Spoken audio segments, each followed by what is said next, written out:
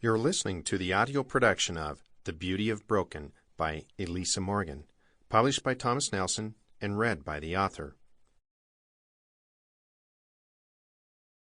The Beauty of Broken, My Story, and Likely Yours Too, by Elisa Morgan.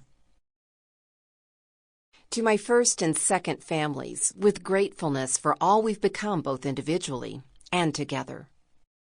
This is my story. This is not Evan's story. This is not Eva's story. This is not Ethan's story. It's not the story of my father, mother, sister, or brother, or anyone else in my family.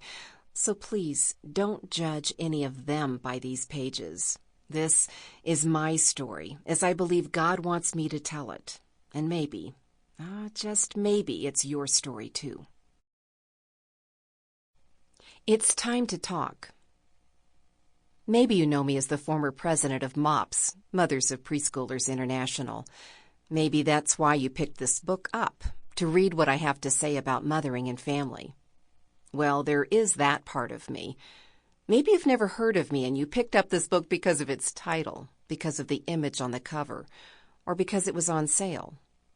It could be that someone gave this to you and pretty much just told you to start reading. Whatever motivated you to open to this page, I'm glad you're here. This is what I want you to know as you turn the pages. For 20-something years, I had the privilege of leading an international nonprofit ministry, reaching over 1 million moms in that season. I still believe the promise that better moms make a better world. Not perfect moms, just better moms.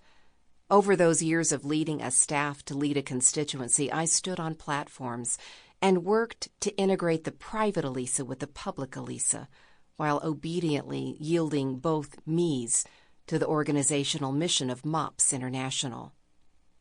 But a large slice of Elisa was silent during that long season.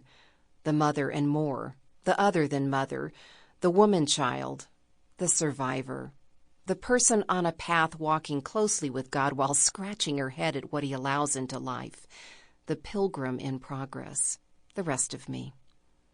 I certainly gave much of myself in those years, serving as a kind of poster child for the movement of moms, but some things I couldn't share.